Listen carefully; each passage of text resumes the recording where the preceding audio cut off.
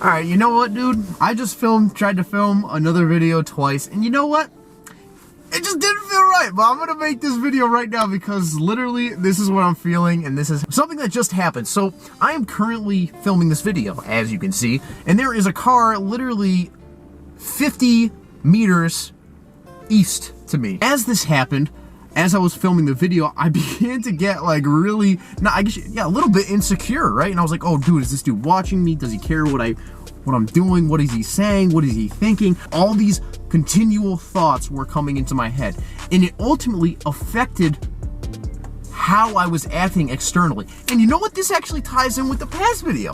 So the internal thoughts, the internal dialogue influenced my external actions. This is very relevant and very prevalent to a great deal of human beings today, right? They cater their actions, they cater their viewpoints, they cater what they say based on their internal dialogue and what others are doing, right? So that dude, he might just be chilling over there. He's probably doing nothing. Maybe he's smoking a blunt or something. Maybe the dude's just cracked out of his mind. I don't know. He's probably doesn't even know what I'm doing right now. It is within me, right? It's not him, it's me. The issue lies within here. And even though I may think that he is the issue, right? Because he's sitting over there, I guess you could say he's invading my privacy. That is not true. I may think that, I may believe that, but that is not true. I am inflicting it upon myself based on my thoughts, right?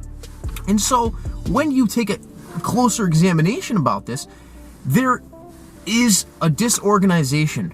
There is not alignment between my internal dialogue and my external dialogue. And my internal, I guess you should say, attention and my external actions as well. And so when this occurs, right, it kind of creates this staggered effect, right, where each and every single action we have to think out, right, and it becomes kind of like a tedious process that is never ending. And I've noticed within my life, throughout my journey, that this is something I used to do in high school 24/7. When I was around individuals that were perceived as popular, that I perceived as popular, I wanted to fit in. I wanted to portray a certain image to be likable, right? And I wanted them to think like, oh dang, this cow kid's pretty cool. I would never act authentically who I truly was. I would act a certain way, portray certain characteristics just to portray an image that wasn't even me. But when I was around my friends, people who I was comfortable with, people who knew who I was, at least to some extent, right? They have information about me and we have a relationship. I was authentic around. It was natural. Like what I'm doing right now, this feels natural, right? I'm not thinking, I'm not, fucking like, oh my God, is he still looking at me? And I am kind of like still a little bit on edge about it, but I'm glad I am talking about this because I am sure it is an issue in a very significant situation within others' lives. We care what other people are thinking about. I don't know shit about that guy. I don't even know if that's a guy or a girl. All I see is a black car. And think about that. There's someone that I don't even know. I'm letting them influence me. This is very interesting, right? Because we don't even know. I have never spoken to that guy, but I'm letting him control me, right? I'm letting him control me. Pay attention to the words I'm using. Like I said earlier, it has nothing to do with him. It's got 100% to do with me.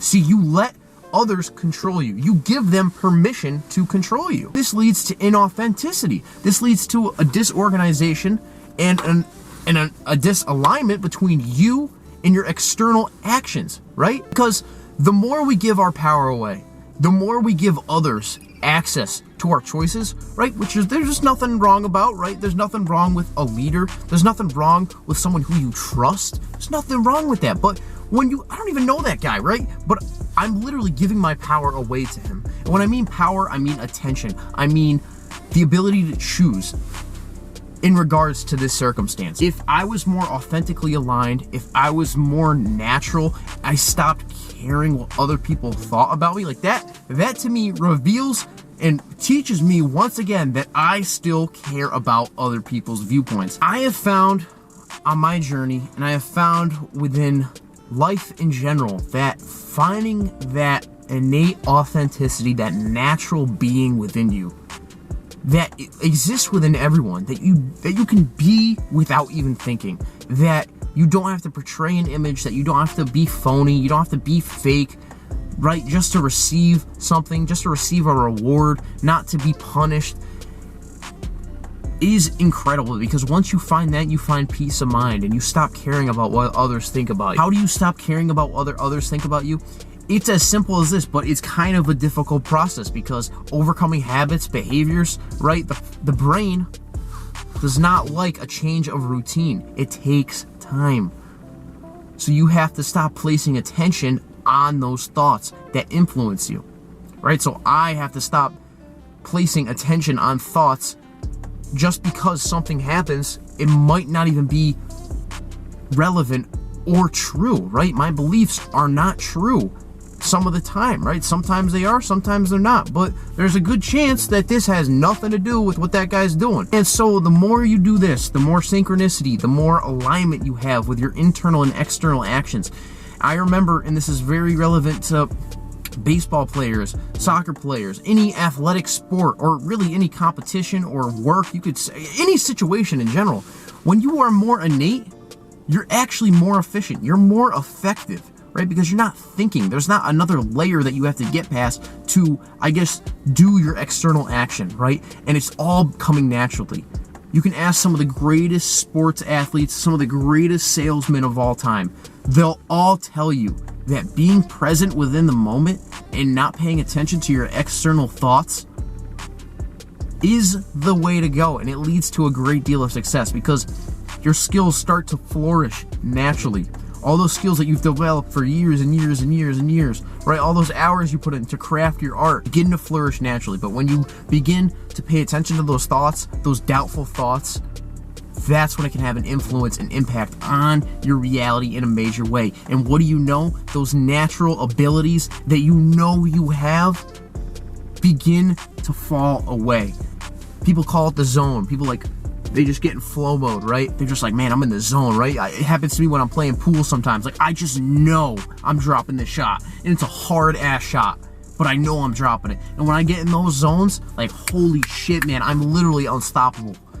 But when my thoughts get in the way, boom, done. I'm happy I made this video. It was very in the moment, very synchronized, and very like, holy shit, man, like, is this car just pulled up, you know? You guys can learn something from everything within this reality.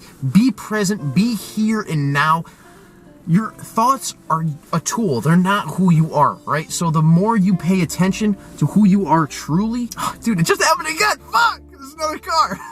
Okay, but anyways, the more you pay attention to who you are truly, the better you'll be off, man, because the more authentically aligned you'll be, and overall, you'll live a great life, because you're not being stressed out about your thoughts, and you're being more here in the moment. So love yourself, because I love you, baby, and yeah, peace the fuck, ha, hoo, hoo.